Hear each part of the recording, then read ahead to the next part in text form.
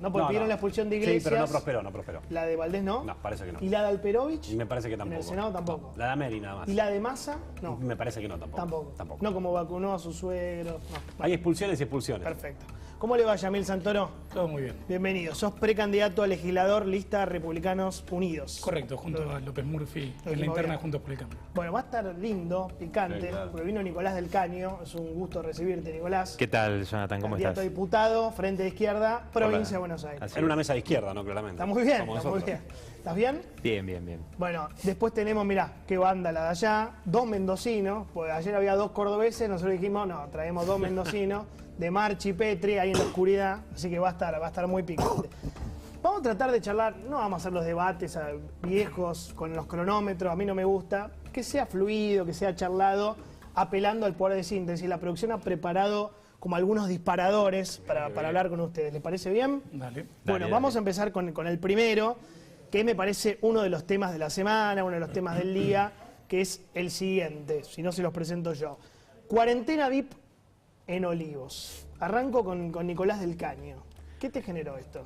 No, mira, hay mucha gente que ve un doble estándar, ¿no?, en el gobierno, y que eso obviamente genera bronca, ¿no? Después, ustedes estuvieron charlando el tema, las declaraciones misóginas de Fernando Iglesias, que repudiamos, y de otros legisladores de Juntos por el Cambio. No estamos de acuerdo con el planteo de la expulsión. Eso después se utiliza también contra otros legisladores por su opinión política, etcétera. Me parece que eso ya lo hemos planteado en otras oportunidades. Y me parece que el tema de la cuarentena VIP, ¿no? Eso es muy importante ver cómo en la cuarentena vos veías a los dueños de Vicentín paseándose en yate, a mucha gente que vivía en sus privilegios, grandes grupos económicos o dueños de grandes empresas y demás, mientras vos tenías, ¿no? Y digo, Gobierno, ¿no? Esta casta política que gobierna, en la que no hay grieta, digo, ¿no? Gobiernan para los grandes grupos económicos, y tenés esos privilegiados, y por otro lado la cuarentena de los sectores populares, ¿no? Donde tenían a la policía que... Villa Azul, ¿te acordás? El propio, bueno, el caso de Facundo Castro y muchos otros, pero el propio secretario de Derechos Humanos informó en el Congreso que habían aumentado un 600% las denuncias de violencia policial, y aumentaron muchísimo los casos de gatillo fácil en esa cuarentena, que en vez de poner recursos para que la gente que se quedó sin empleo, que tenía que vivir hacinada porque hay un enorme problema habitacional estructural en la Argentina, etcétera, pudiera soportar esa situación, enviaban la represión, la policía como control social, ¿no? Santoro. A ver, por un lado es indignante, pero además es ilegal. Por eso nosotros lo denunciamos penalmente. Lo charlábamos ayer en la radio, pero en concreto hemos presentado una denuncia penal contra Alberto Fernández y contra estas personas que han de alguna manera usado a la Quinta de Olivos como una suerte de salón de fiestas, porque no solamente merece nuestro reproche como votantes, como ciudadanos, sino que el propio presidente que sancionó las medidas sanitarias que nos obligó a todos nosotros a cumplir, es quien dispuso en su propia casa que se violaran. Y él era el responsable de que esto no pasara. Así que en ese marco lo hemos denunciado tanto por incumplimiento de norma sanitaria como por abuso de autoridad e incumplimiento de los deberes de funcionario público. Acá hubo acuerdo, bastante bien los dos. Acá me parece que en la que viene, no sé si van a estar de acuerdo. Dale, a ver, avancemos.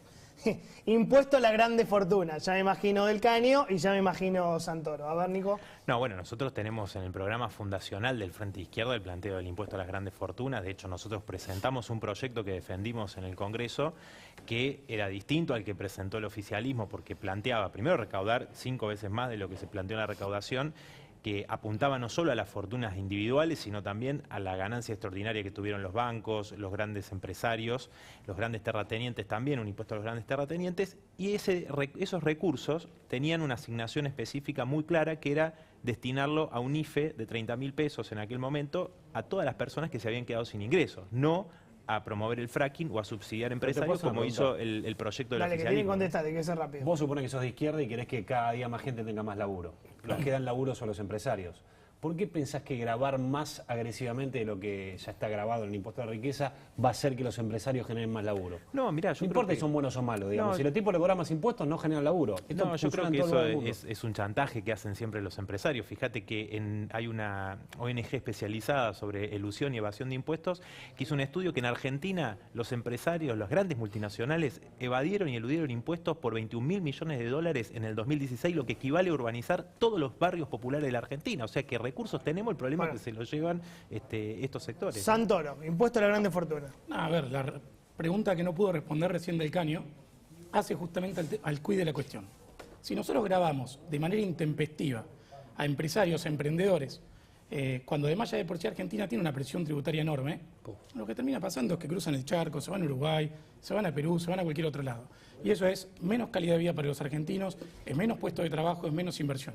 Entonces, acá lo que hay que de alguna manera entender es que el camino al infierno está empedrado de buenas intenciones. Suena bien, le pusieron un título marketinero, impuesto a las grandes fortunas, en la práctica profundizan la pobreza de los argentinos. Bueno, siga, me gusta porque ahí lo hacen rápido, sintético y tenemos un montón. Inflación, acá tampoco se van a poner de acuerdo. ¿Es culpa de la emisión o es culpa del oligopolio, de los supermercados, de Carrefour, qué sé yo, del Caño?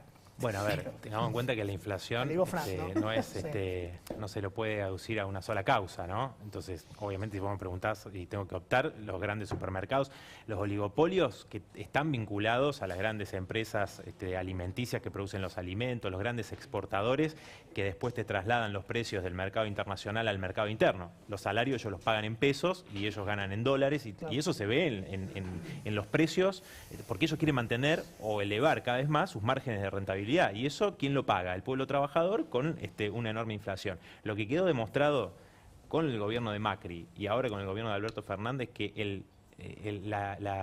el mito, digamos, liberal, que dice que el aumentar salario y jubilaciones genera inflación, se demostró que no, porque 4 años de caída del salario brutal, pérdida de las jubilaciones con Macri y también con Alberto Fernández, y tenemos una inflación altísima. Entonces Santoro. eso claramente no es así. Bueno, claramente Del Caño desconoce los fundamentos detrás de la inflación porque justamente lo que ha abundado, tanto en el macrismo como acá, era la emisión monetaria. Y el problema es el déficit fiscal que se sigue sin atender. En un caso era el primario, en otro el financiero, pero en la práctica hay una constante que es un Estado que gasta más plata que la que tiene. Y eso que termina después pagando o con deuda, o con emisión, o con devaluaciones, lo que termina haciendo es que el ajuste lo terminan pagando efectivamente los trabajadores. Entonces, si quisieras cuidar el bolsillo de los trabajadores, lo que deberías estar combatiendo es el déficit fiscal y el mal gasto de la política. Ahora, los supermercadistas argentinos no son más malos que los suecos, que los norteamericanos, que los del resto del mundo, donde no hay este descalabro inflacionario. La única diferencia fundamental es un Estado irresponsable que lleva prácticamente toda su historia gastando más que lo que tiene. Te digo Bueno, una cosa nada más, dale. ¿no? Porque digo, la emisión monetaria que ha tenido Estados Unidos o países de Europa, inclusive otros países de la región, que no tienen la inflación que tiene Argentina. O sea que marcar como la única causa el problema de la emisión monetaria, en este caso, digo, No, la demanda. Falta la otra parte. Claro, de la no demanda. se aplica. No La se demanda aplica. y velocidad de circulación. Bueno, Países acá no pero se acá demanda, se plantea la lo que emisión quieren. cuando hay una gran emisión, fíjate, en Estados Unidos, en Europa, entonces digo, Pero no todo el es, mundo demanda no es dólares. esa, no es esa La gente justamente. quiere dólares. O Bueno, sea, acá, el sí. problema Vos es mismo fuiste a que comprar dólares, el problema digamos, todo el mundo vaya a comprar eso dólares. no, esa es no, una pero- chicana que no. los servicios de inteligencia del pero lo que estoy kirchnerismo diciendo no te voy a es- explicar todo algo no porque no te lo voy a permitir Ok, los servicios pero de son 5 inteligencia del millones de kirchnerismo personas, ok. hicieron una campaña cuando yo tenía que Perfecto. viajar a Me un acuerdo encuentro de eso. sindical que me 5. invitaron De del acuerdo. sindicato del subterráneo de San Pablo Pará. y obviamente para salir del país necesitaban moneda extranjera fui a un banco donde había 200 personas 5. yo no me escondí de nadie ni nada Antes hicieron de una que ponga- campaña en la ok, cual perdóname, me parece perdóname. muy mal que caigan tan bajo 5 millones de personas antes de que pongan el cepo fueron a comprar dólares. Acá en Argentina estoy hablando. O sea, es obvio que acá hay demanda por otra moneda que no es el peso. Y eso es lo que influye en lo También que hay Bueno, por inflación. supuesto, pero el problema de la restricción externa en la Argentina tiene que ver con la fuga de capitales que hacen los grandes grupos empresarios, con los pagos de la deuda, tiene que ver con eso, con la remesa de utilidades que envían las multinacionales a sus casas matrices. Es decir, obviamente hay un gran problema porque esos recursos se van. Bueno. No es el pequeño ahorrista. Sigamos, se picó en el Sí, tema de sí, inflación, sí, era sí. obvio que se iba a picar, pero hay muchos más. Inseguridad, el otro tema que le importa mucho a la gente, y acá tampoco van a coincidir, tal vez sí, tal vez me sorprende Del Caño. ¿Sirven las taser o es más profundo? No, mira, el problema de Taser, nosotros tenemos una presentación que ha En hecho contra. inclusive mi compañera Miriam Bregman en contra, hay Amnesty International ha planteado que está en contra. Digo, es como discutir el uso de legalizar la picana eléctrica, No, digamos. te Me parece- parece que yo no me puedo meter me porque- parece que, digo, saliendo de las políticas que impulsan parece la picana Bullrich, que impulsa Bernie, que ahora inclusive el otro Santoro, no es Leandro, Santoro malo, para mí. el Santoro, digamos, que dice se dice progresista, dijo que también estaba de acuerdo. ¿Cómo Yo creo que explican? Una pregunta, discúlpame. No, para. El tema es el siguiente, digo. Surgió el tema de Chano, ¿no? Sí, lo de Chano. Hay un De ahí problema viene. hay un problema de salud mental. Entonces, ¿por qué desviamos la discusión? Acá los especialistas justamente en salud mental, lo Porque que con dicen la taser que no- se tiene que se tiene que aplicar la ley de salud mental en Argentina, y para eso hay que tener presupuesto, hay que plantear que los grupos de profesionales interdisciplinarios puedan intervenir. Eso es lo que plantean los especialistas, no encararlo desde el punto de vista del uso de las taser. Va más allá de lo de echarnos la taser. ¿Cómo justifican ustedes o cómo explicás vos, según toda la teoría que tenés, entre un arma que no mata y un arma que mata, me quedo con el arma que mata? Es lo que dicen organismos internacionales, es lo que plantean los organismos, y yo no soy un especialista, yo te estoy diciendo lo que plantean, yo estoy diciendo lo que dicen los organismos internacionales de derechos humanos. Comparado con un arma con balas de plomo. Sí, pero por eso no podemos llevar la discusión de un problema de salud mental, que para mí, obviamente, como dicen los especialistas, hay que encararlos desde otro ángulo totalmente distinto, no decir, bueno, ahora le vamos a aplicar. Fue brutal lo que pasó, fue brutal. Por favor, señor delincuente, no delinca, porque si no no funciona. Tenés una persona que está cometiendo un delito, pone a terceros en peligro, o lo neutralizás con un arma letal o con un arma no letal. La alternativa lo que está proponiendo es que maten a la gente, inclusive si tiene un brote psicótico. Estamos hablando de otra cosa. ¿Qué propones? ¿Cómo neutralizás un objetivo peligroso? En concreto. Me parece que estamos hablando de otra cosa. Pero hay un tema de salud mental. Bueno, ¿qué hace el policía? Vos sos especialista en salud mental, entonces. No, yo te estoy de hecho, diciendo algo concreto. Discapacidad, si querés hablamos del tema. Yo te estoy planteando algo concreto, ¿entendés? Hay un hecho que sucedió y que ahora se quiere plantear como un tema de inseguridad que tiene que ver con un problema de salud mental. Los especialistas están planteando que no hay presupuesto para que se lleve adelante la ley, ¿no?, de salud mental que hay en la Argentina, que tiene un presupuesto escasísimo, como también ha habido ajuste en el presupuesto de salud. Entonces me parece que hay que encararlo por ese lado. Bueno, me quedan 5 minutos, avanzo. Piquetes, yo no creo que se pongan acá, tampoco de acuerdo. ¿Son válidos como instrumento de lucha del Caño? Bueno, ya saben nuestra posición. Que sí. Obviamente que sí, eso es desde siempre, ¿no? Es decir, ha habido métodos de lucha, entre ellos los piquetes de la clase trabajadora, de los sectores populares, para conquistar derechos, para defenderse de los ataques de los gobiernos, de los empresarios, etcétera. Y obviamente es un método válido, y creo que hay que entender que en la situación de muchos trabajadores y trabajadoras, porque me preguntaban varios colegas de prensa, me preguntaban en varias ocasiones que hubo movilizaciones a piquete, pero es oportuno, hay pandemia. Mirá, la gente se queda sin laburo, la gente no tiene para comer, entonces sale a protestar no porque le gusta, sino porque no tiene otro recurso. Yamil. No, yo creo que la izquierda, que tanto le preocupa el laburo, no se da cuenta que en el auto que está impidiendo que llegue a su casa, que vaya a ver a su familia, que llegue a su trabajo, que pierda el jornal, que pierda el presentismo, hay también laburantes. Y acá perfectamente se puede compatibilizar el derecho de protesta, la posibilidad de reclamar, con la posibilidad de que el resto de los argentinos laburen, estudien, lleguen a su casa y demás. Entonces, creo que acá hay que dejarse de joder con el tema de los piquetes, hay que ordenar la vía pública, y nosotros vamos a ir al Congreso y a la legislatura para ordenar este tema. Bueno, planes sociales, porque está derivado de lo que estamos charlando. Tu posición frente al tema, 22 millones de planes hoy en la Argentina. Bueno, nosotros siempre pensamos que los planes sociales son algo completamente momentáneo, es decir, que es algo paliativo. Que no es lo que está pasando, ¿no? Bueno, ¿qué pasa? Eso responde al fracaso de los gobiernos capitalistas en la Argentina, por eso tenemos la pobreza que tenemos, y obviamente alguien que no tiene nada, un plan social es un paliativo mínimo, incluso no te alcanza. Nosotros hablamos con compañeras, con compañeros laburantes, desocupados, no te alcanza, nadie vive de los planes, porque muchos dicen, no, viven de los nadie vive de los planes. Eso complementa las changas, los laburos informales que hay, y es que es lo que prima, ¿no? Entonces nosotros estamos haciendo un planteo, una propuesta muy fuerte, que es la reducción de la jornada laboral a 6 horas para repartir las horas de trabajo entre ocupados y desocupados, generar empleo, ¿no? Y sin afectar el salario, obviamente, o el salario mínimo cubra el costo de la canasta familiar. Hay proyectos presentados de eso, ¿no? Perdón que hay algunos proyectos y es una discusión que se está dando a nivel internacional. Y de reducir la cantidad de días de trabajo, de lunes a jueves. También es otra de las formas de reducir, digamos, el tiempo de trabajo para repartir las horas, ¿no? Entonces, ese es un planteo. El otro es un plan de obras públicas, con todos los recursos que decíamos antes que se van, para generar empleo construyendo las viviendas que son necesarias, que es otro de los temas fundamentales, ¿no? Yamil. Es que no falta trabajo, lo que falta son incentivos para que los empresarios empleen, porque hoy por hoy, por la regulación laboral que hay, por los cambios intempestivos de la regla de juego y demás, hay empresas que necesitan laburantes y prefieren trabajar con una escala menor, justamente para evitar o los juicios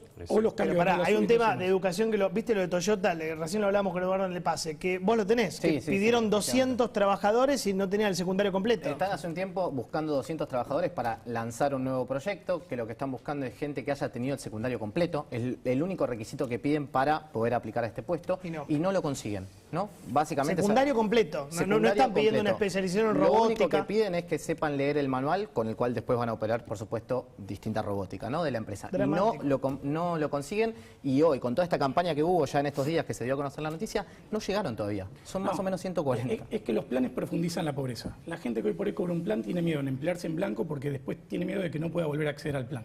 Entonces hay que reformular toda la dinámica, planes y empleo, para que justamente el plan sirva para incentivar a la gente a buscar el laburo, a formarse y demás, y no como pasa hoy, que en muchos casos termina retrayendo la búsqueda de la persona de un puesto de trabajo.